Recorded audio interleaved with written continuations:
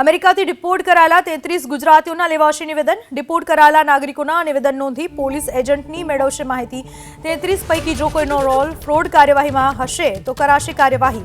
અમદાવાદમાં સૌપ્રથમ જાણવાજોગ નિવેદન નોંધાશે।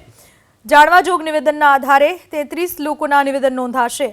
નિવેદન નોંધવાની પ્રક્રિયામાંથી બાળકોને બાકાત રાખવામાં આવશે। થોડા સમયમાં ગૃહ વિભાગ સત્તાવાર આદેશ કરશે। જે પણ 33 ગુજરાતીઓને અમેરિકાએ પાછા મોકલ્યા છે, ડિપોર્ટ કર્યા છે, તમામના નિવેદન નોંધવામાં આવશે। તેમાંથી બાળકોને બાકાત રાખવામાં આવશે। જો કોઈનો રોલ ફ્રોડ કાર્યવાહીમાં હશે તો કાર્યવાહી થશે।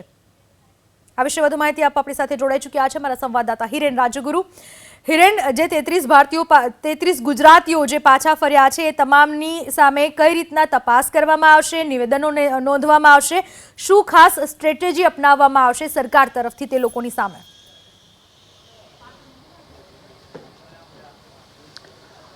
પૂનમ, હાલ જે માહિતી મળી છે ગુજરાતના ગૃહ વિભાગ તરફથી, એ માહિતી એ મુજબની છે કે જે 33 ગુજરાતીઓને અમેરિકાથી પરત કરવામાં આવ્યા છે તેના વિશે અમદાવાદની અંદર એક જાણવાજોગ ફરિયાદ નોંધાશે। જો અમદાવાદમાં નહીં નોંધાય તો જે જિલ્લાના આ લોકો છે એ પૈકીના કોઈ પણ એક જિલ્લાની અંદર જાણવાજોગ ફરિયાદ નોંધાશે અને એ ફરિયાદના આધારે તમામ લોકોના નિવેદન લેવામાં આવશે।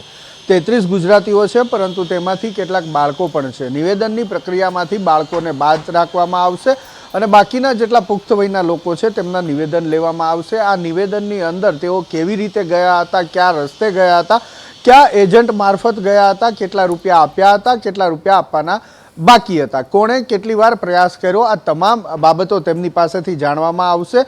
આ ઉપરાંત જે 33 લોકો છે એ પૈકીના જે પુખ્ત વયના લોકો છે એમનું બેકગ્રાઉન્ડ પણ ચેક કરવામાં આવશે। જો તેઓએ અમેરિકામાં ઘૂસવા માટે થઈ અને કોઈ કાગળિયા ફ્રોડ બનાવ્યા છે અથવા તો બનાવડાવ્યા છે તો એ પ્રકારેની માહિતી લઈ અને જેનો રોલ આ ફ્રોડ કાગળિયાની બનાવવાની પ્રક્રિયામાં ફિટ થતો હશે તેમની સામે પણ કાર્યવાહી કરવામાં આવશે, અથવા તો કોઈનું ક્રિમિનલ બેકગ્રાઉન્ડ હશે તો તેમની સામે પણ કાર્યવાહી કરવામાં આવશે। કેન્દ્રીય મંત્રી એસ જયશંકરે ગઈકાલે લોકસભા સદનની અંદર જે જવાબ આપ્યો વિપક્ષના હોબાળા બાદ, એ જવાબની અંદર પણ આ બાબત સ્પષ્ટ કરવામાં આવે છે કે જેના કારણે ભારતનું નામ બદનામ થયું છે, ભારતના નામ ઉપર ક્યાંક કાળી ટીલી ચોટી છે, તો એવા જે પ્રયાસો થયા છે એ પ્રયાસો કરનારા સામે કડક કાર્યવાહી કરવામાં આવશે। ગુજરાત સરકાર પણ આવા કોઈ પ્રકારની કાર્યવાહી કરવી તેવા કેન્દ્ર તરફથી જે આદેશ મળે આદેશની રાહ જોઈ રહી હતી।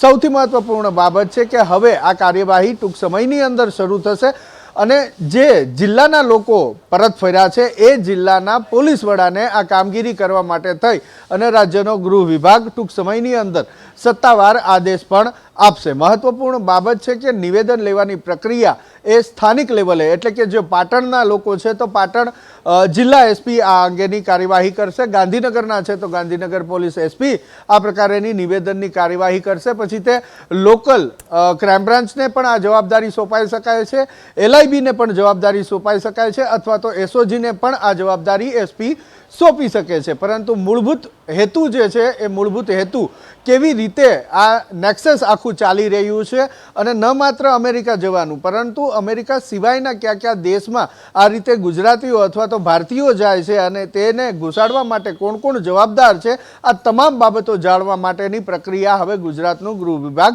શરૂ કરશે। હિરેન, આભાર આપનો તમામ માહિતી બદલ।